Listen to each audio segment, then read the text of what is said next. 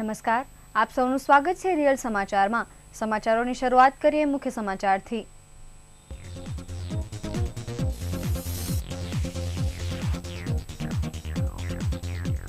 સુરત સહિત જિલ્લામાં ધીમી ધારે વરસાદ, ચારે તરફ ઠંડક પ્રસરી।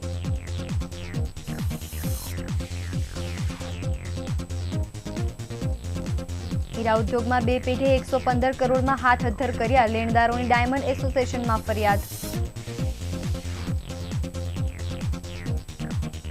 અમરોલી ઉત્તરાયણ રેલવે ઓવરબ્રિજનું નિર્માણ 2 વર્ષમાં પૂર્ણ કરવાની જગ્યાએ 5 વર્ષે પણ અધૂરું।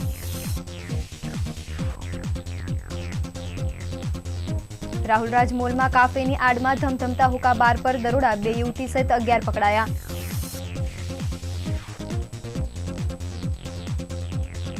પાંડેસરામાં મોબાઈલ ચૂંટવીને ભાગતા 2 લૂંટારુઓ પકડાયા।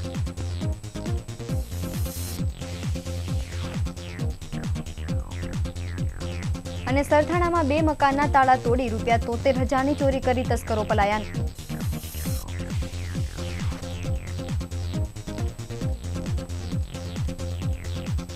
સમાચારો વિગતે।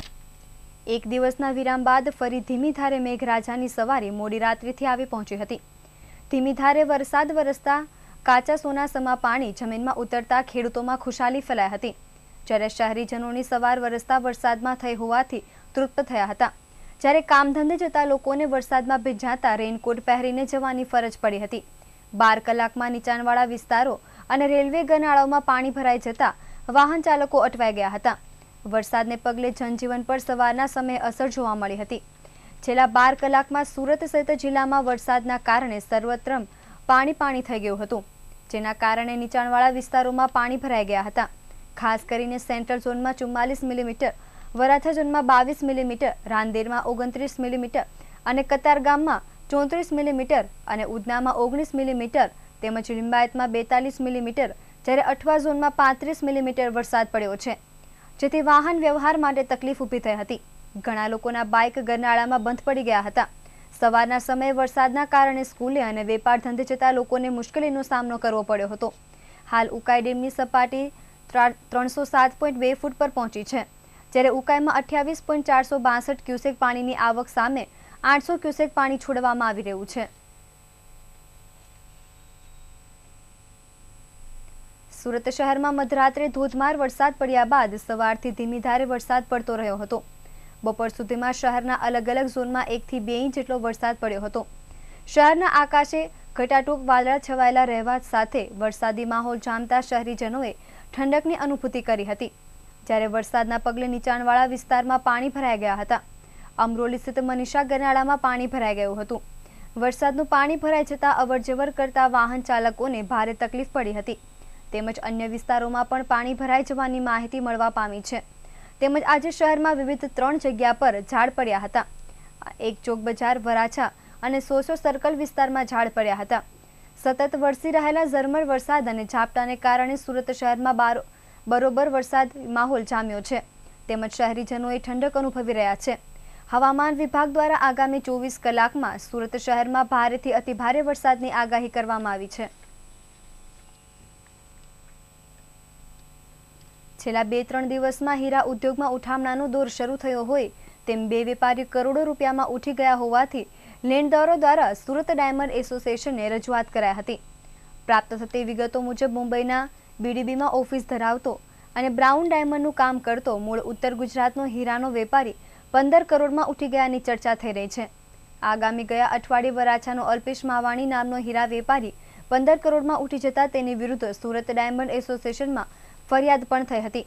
આ કારખાનેદાર આર્થિક સંકળામણમાં મુકાયો હોય દરમિયાન 2-3 દિવસથી તે કારખાને અને ઓફિસમાં નહીં દેખાતા તે પલાયન થઈ ગયો હોવાની વાત બજારમાં ચર્ચાઈ રહી છે। આથી 50થી વધુ લેણદારોએ તેને શોધવા દોડધામ કરી મૂકી હતી, પરંતુ તેનો પતો લાગ્યો નહીં।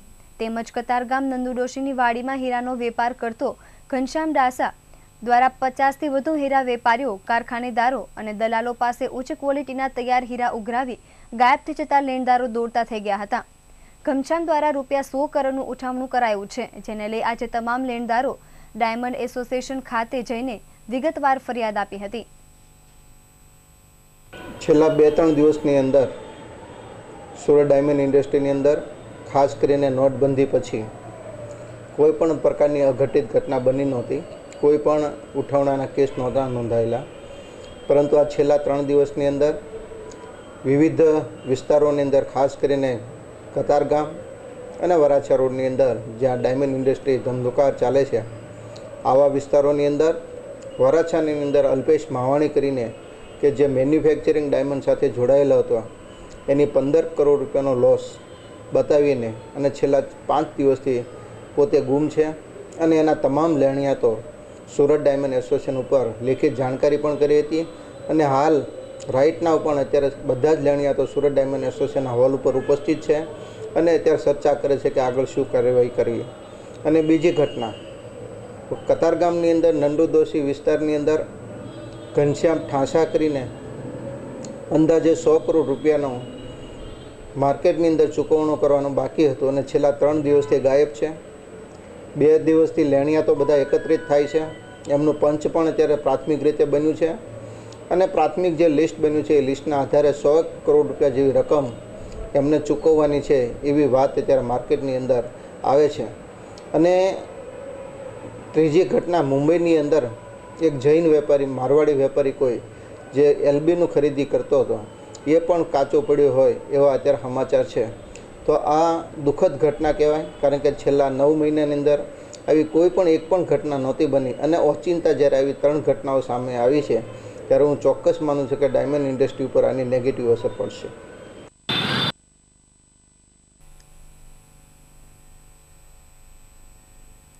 અમરોલીથી ઉત્તરાયણને જોડતો રેલવે ઓવરબ્રિજ મંજૂરીના 5 વર્ષ બાદ પણ અધૂરા નિર્માણ સાથે હવામાં લટકી રહ્યો છે. ₹58 કરોડના ટેન્ડર સાથે સોંપાયેલું નિર્માણ કામ સમય મર્યાદામાં પૂર્ણ કરવામાં કોન્ટ્રાક્ટર નિષ્ફળ નીવડતા 5 વર્ષથી સ્થાનિકો ભારે હાલાકીનો સામનો કરી રહ્યા છે. કોન્ટ્રાક્ટર દ્વારા હજુ પણ રેલવે ગર્ડર પૂરી પાડવામાં આવી નથી. ગર્ડર અમદાવાદમાં બની રહી છે, જેનું રેલવે બોર્ડ દ્વારા ટેસ્ટિંગ થયા બાદ સુરત લાવવામાં આવશે. ગર્ડર આવ્યા બાદ તેના લોન્ચિંગ પહેલા રેલવે બોર્ડ પાસે બ્લોક માટે મંજૂરી માંગવામાં આવશે. પછી સ્પાનનું કામ પૂર્ણ થતાં લોકોની સમસ્યા દૂર થશે. છેલ્લા 5 વર્ષથી કાગળ ઉપર અટવાઈ રહેલું અમરોલી ઉત્તરાયણ રેલવે ઓવરબ્રિજનું નિર્માણ કાર્ય 2 વર્ષમાં પૂર્ણ કરવાનું હતું. જોકે 5 વર્ષ પૂર્ણતાની આરે છે અને હજુ કામ આગામી 10 થી 12 મહિના સુધી ચાલે તેવી સ્થિતિ જોવાઈ રહી છે. ખૂબ ડીલે થયેલા કામને લીધે 2 લાખ લોકો પરેશાન થઈ રહ્યા છે. જ્યારે અવરજવર માટે એકમાત્ર મનીષા ગરનાળું સાંકડું હોવાથી રોજ ટ્રાફિક જામ અને ઘર્ષણના દ્રશ્યોની સમસ્યા બની ગયા છે. અમરોલી ઉત્તરાયણ રેલવે બ્રિજ અમદાવાદથી રેલવે પોર્શનનું ગર્ડર આવ્યા બાદ બ્રિજ છોડવા રેલવેની મંજૂરી મેળવાશે. ગર્ડર સપ્ટેમ્બર સુધી બનીને આવી જશે તેવું કોન્ટ્રાક્ટરનું પ્રોમિસ છે. તે પછી અમરોલી ઉત્તરાયણ રેલવે ઓવરબ્રિજનું કામ આગળ ધપે તેમ છે.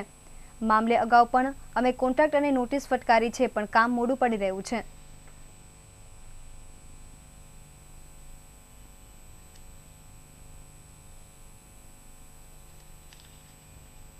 હુક્કાબારને લઈને નવો કાયદો અમલી બનવા છતાં પણ સુરતમાં રાહુલ રાજ મોલના 3જા માળે હુક્કાબાર ધમધમતું મળી આવ્યું હતું, જેમાં એસઓજીની ટીમે છાપો મારતા 2 યુવતી સહિત 11 વ્યક્તિઓ હુક્કાની કેસ ખેંચતી મળી આવી હતી.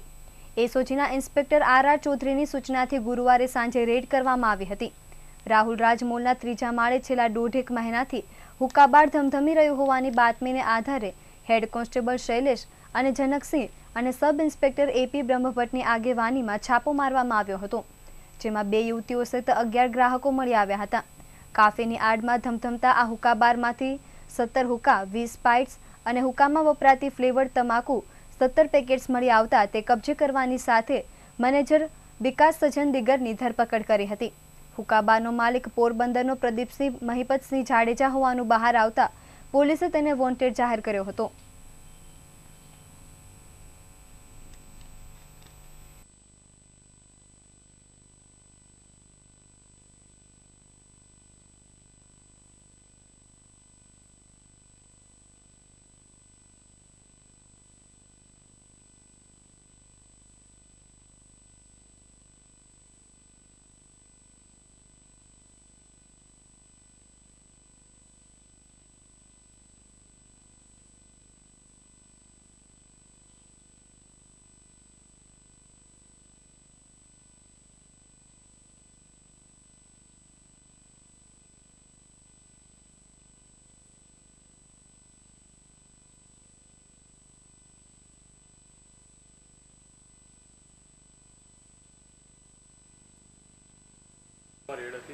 પી લોન્ચ એન્ડ કાફે નામનું આ એક હુક્કા બાર રાહુલરાજ મોલમાં ગેરકાયદેસર રીતે ચાલી રહેલ હતું, જેમાં આજરોજ રેડ કરતા કુલ 11 ઈસમો હુક્કો પીતા મળી આવેલ તથા એના સંચાલક વિકાસ જેની અટકાયત કરવામાં આવેલી છે તથા હુક્કા બારના માલિક પ્રદીપસિંહ જેઓને આ કામે વોન્ટેડ રાખેલ છે તથા આગળની કાર્યવાહી કરી અને ઉમરા પોસ્ટેને સુપ્રત કરવાની કાર્યવાહી હાથ ધરેલી છે. હા, હુક્કાબાર બાબતે નવા કાયદામાં સુધારો બન્યા બાદ આ હુક્કાબાર બાબતેની પ્રથમ રેડ છે અને જો આવું કોઈપણ પ્રકારે ગેરકાયદેસર હુક્કાબારની પ્રવૃત્તિ ચાલતી હશે તો એને શોધી અને સદંતર નેસ્તનાબૂદ કરવા અમારા પ્રયત્નો ચાલુ છે.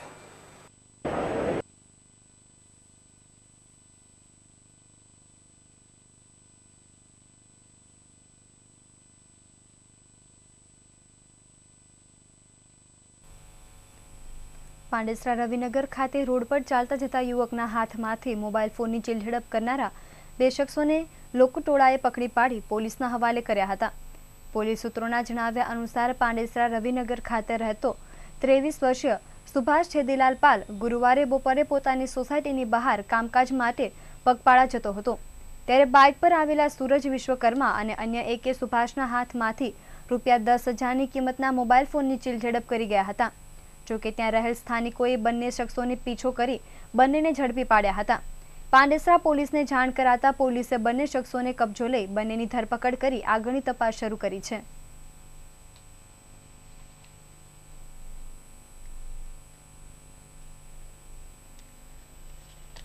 સરથાણાની લક્ષ્મીનગર સોસાયટીમાં વતન ગયેલા 2 પરિવારોના બંધ ઘરના તાળા તોડી તસ્કરો ચાંદીના દાગીના અને રોકડ સહિત ₹73,000ની મત્તા ચોરી કરી ગયા હતા. સરથાણા પોલીસ સૂત્રો દ્વારા પ્રાપ્ત વિગત મુજબ ભાવનગરના શિહોર તાલુકાના ગુંદાળા ગામના વતની અને હાલ સરથાણા જકાતનાકા સ્થિત લક્ષ્મીનગર સોસાયટીમાં રહેતા સંજયભાઈ લાઠિયા વરણી જેમ્સના હીરાના કારખાનામાં નોકરી કરે છે. તેમનો પરિવાર વતનમાં ગયો હોય સંજયભાઈ તેમના ઘરે એકલા જ રહેતા હતા. ગત રાત્રે રાત પાડી હોવાથી તેઓ ઘર બંધ કરી નોકરી પર ગયા હતા. દરમિયાન મધ્યરાત્રિના સમયગાળામાં તેમના ઘરના મુખ્ય દરવાજાનો નકુચો તોડી ઘરમાં ઘૂસી ગયા હતા અને ઘરના કબાટમાંથી સોના ચાંદીના દાગીના અને રોકડ લઈ ગયા હતા. ઉપરાંત આ જ સોસાયટીમાં 1 મહિનાથી ઘર બંધ કરી વતનમાં ગયેલા અને ઘર નંબર 45માં રહેતા નીતિનભાઈ દુધાતના ઘરમાંથી પણ રોકડ રકમ મળી બંને ઘરોમાંથી કુલ ₹73,000ની ચોરી કરી ગયા હતા. ગુરુવારે સવારે ચોરીની ઘટનાઓ સામે આવતા સંજયભાઈ લાઠિયા દ્વારા સરથાણા પોલીસમાં અજાણ્યા વિરુદ્ધ ફરિયાદ નોંધાવી હતી.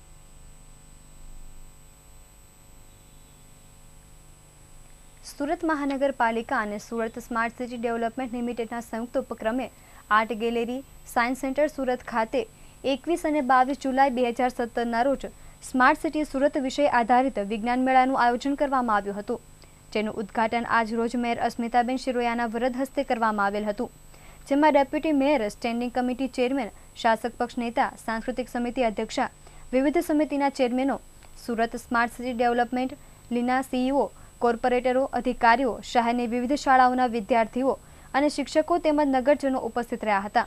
આ વિજ્ઞાન મેળામાં સુરત શહેરની 23 શાળાના 120 જેટલા વિદ્યાર્થીઓ દ્વારા તૈયાર કરવામાં આવેલ 34 પ્રોજેક્ટ ડિસ્પ્લે કરવામાં આવ્યા છે. આ વિજ્ઞાન મેળામાં સુરત સ્માર્ટ સિટી આધારિત વિષયોને અનુલક્ષીને પ્રોજેક્ટ તૈયાર કરવામાં આવેલ, જેમાં પ્રદૂષણ મુક્ત શહેર, ઘન કચરાનો યોગ્ય નિકાલ, ટ્રાફિક નિયમન, તબીબી સારવાર, અન્ય જરૂરી સુવિધાઓ, આપત્તિ નિયમ જેવા વિષયો આવરી લેવામાં આવેલ છે. આ વિજ્ઞાન મેળો આવતીકાલે પણ આખો દિવસ જાહેર જનતા માટે ખુલ્લો રહેશે.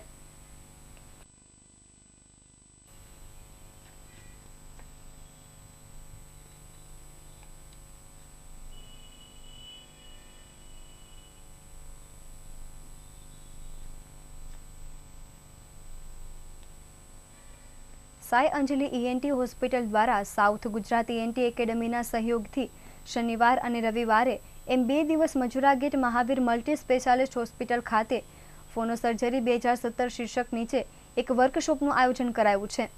ફોનો સર્જરી ક્ષેત્રે અત્યંત મોંઘું machine Sai Anjali ENT hospital દ્વારા અને ઇન્ડિયામાં સૌપ્રથમ વસાવાયું છે. વિડિયો સ્ટ્રોબોસ્કોપ મશીનની મદદથી સ્વરપેટીના તમામ હલનચલનથી માંડી રોગો દૂરની માહિતી મળશે અને તેને દૂર કરી શકાશે. આ વર્કશોપમાં ફોનો સર્જરી ક્ષેત્રની ઇન્ટરનેશનલ ફેકલ્ટી ડોક્ટર નપુર અને ડોક્ટર જયકુમાર હાજર રહેશે અને ગુજરાત અને મહારાષ્ટ્રથી વર્કશોપમાં ભાગ લઈ રહેલા 120થી વધુ ડોક્ટરોને ફોનો સર્જરી ક્ષેત્રનું ઉચ્ચતમ જ્ઞાન આપશે.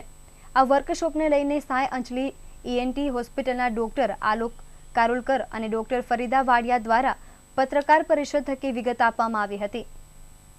ENT હોસ્પિટલના તરફથી આવકારીએ છીએ. આ કોન્ફરન્સને વર્કશોપ એટલે કરી રહ્યા છે કારણ કે અવાજની સબસ્પેશિયાલિટીની ટ્રીટમેન્ટ ગુજરાતમાં હજી સુધી કંઈ બહુ વિકસાયેલી નથી. અવાજ આપણી એક ઓળખ છે ને આપણો અવાજ જ્યારે ફાટે કે તીક્ષ્ણ થઈ જાય કે ખોખરો થઈ જાય ત્યારે આપણી પૂરો કોન્ફિડન્સ શેક થઈ જાય છે. આપણું વ્યક્તિત્વ બી થોડું હાલી જાય છે અને એને માટે આપણે ડૉક્ટર લોકો શું કરી શકીએ પેશન્ટ માટે એના માટે આ કોન્ફરન્સ રાખવામાં આવી છે.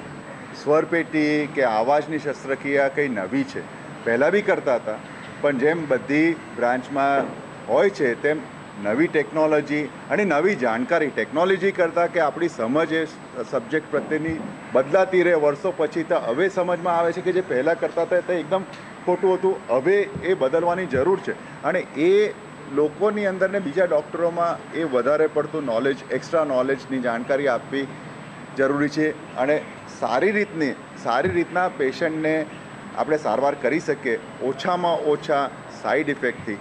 એના માટે ખાસ તો આ કોન્ફરન્સ છે. નવી અદ્યતન તકનીકો છે જેનાથી આપણે ઓપરેશન કરીએ, નયા અદ્યતન ઇન્સ્ટ્રુમેન્ટ છે જે એ નિદાન માટે આપણને હેલ્પ કરે, જે અડધા ટાઈમ લોકોને ખબર બી નથી હોતી કે આપણે આ વસ્તુ વાપરી શકીએ.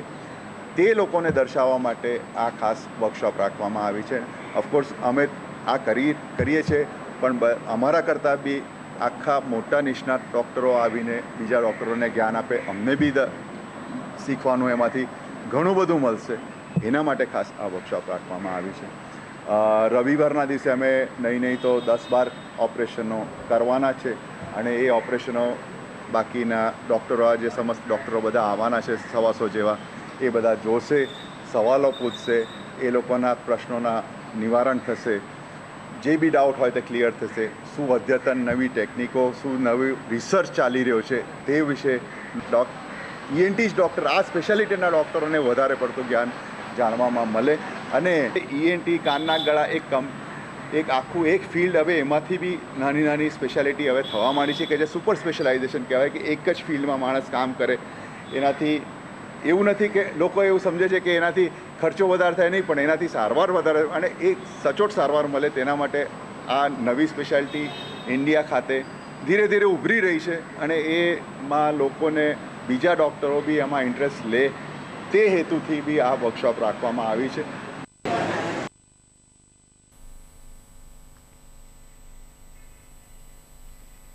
હાલ સમય છે કે વિરામનો, પરંતુ પહેલા એક નજર કરીએ સૌરાષ્ટ્ર રાજ્યને દેશ વિદેશના મુખ્ય સમાચાર પર.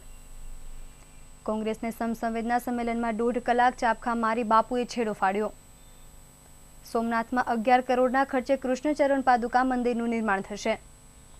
₹20ની નવી ચલણી નોટ આવશે, જૂની નોટ રહેશે માન્ય. અને સંસદમાં મુકાયેલા CAG રિપોર્ટમાં રેલવેનું ભોજન ખાવાલાયક ન હોવાનો ખુલાસો. આ તમામ સમાચારો વિગતે જોઈશું, એ પહેલા લઈએ એક વિરામ.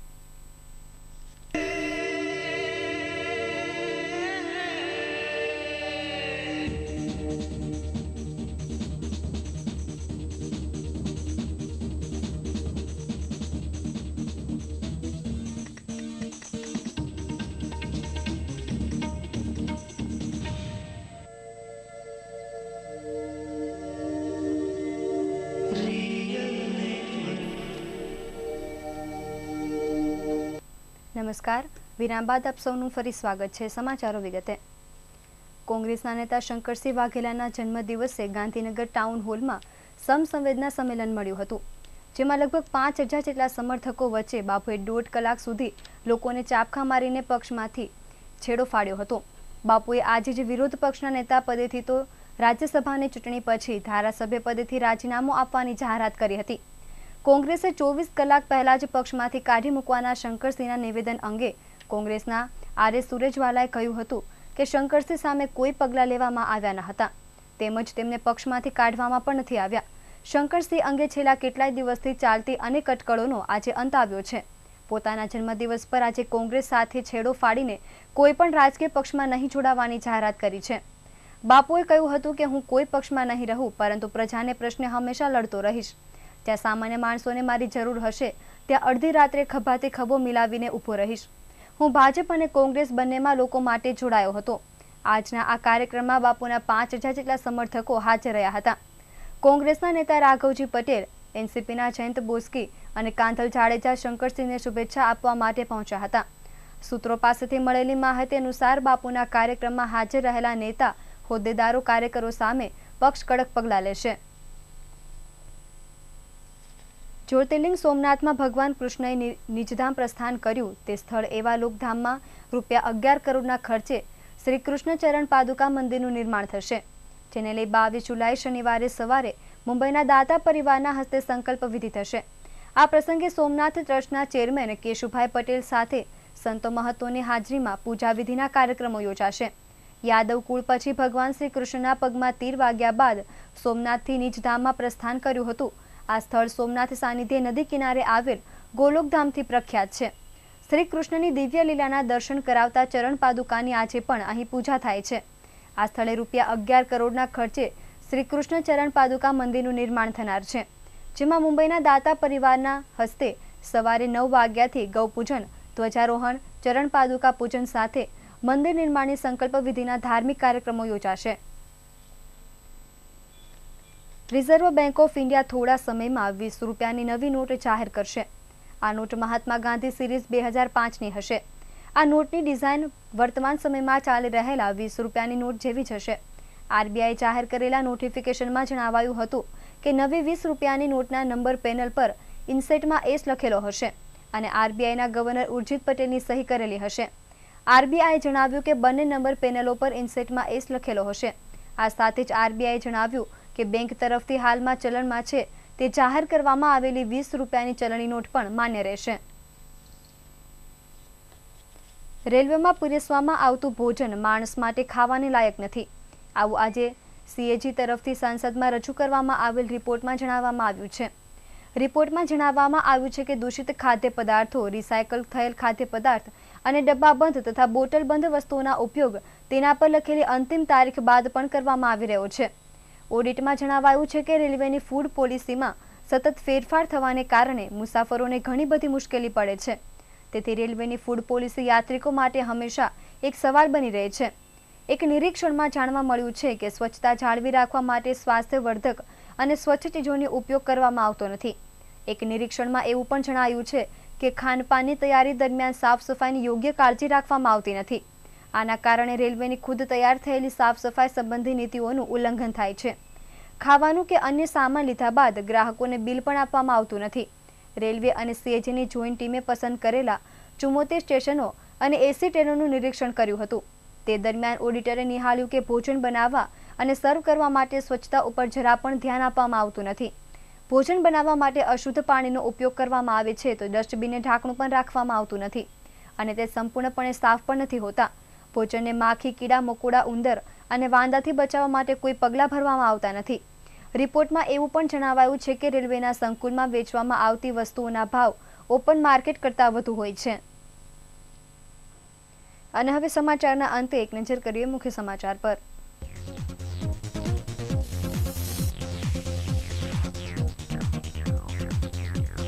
સુરત સહિત જિલ્લામાં ધીમી ધારે વરસાદ, ચારે તરફ ઠંડક પ્રસરી.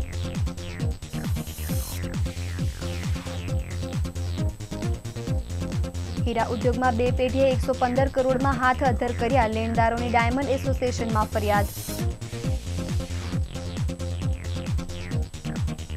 અમરોલી ઉત્તરાયણ રેલવે ઓવરબ્રિજનું નિર્માણ 2 વર્ષમાં પૂર્ણ કરવાની જગ્યાએ 5 વર્ષે પણ અધૂરું.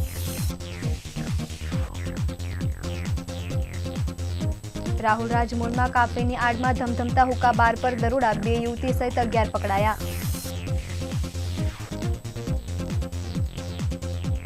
પાંડેસરામાં મોબાઈલ ચૂંટવીને ભાગતા 2 લૂંટારુઓ પકડાયા.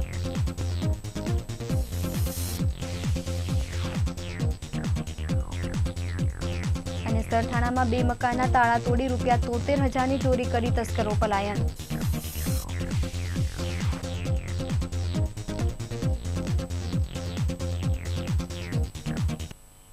તો હતા અત્યાર સુધીના રિયલ સમાચાર. નવી ખબરો સાથે ફરી મળીશું. નમસ્કાર.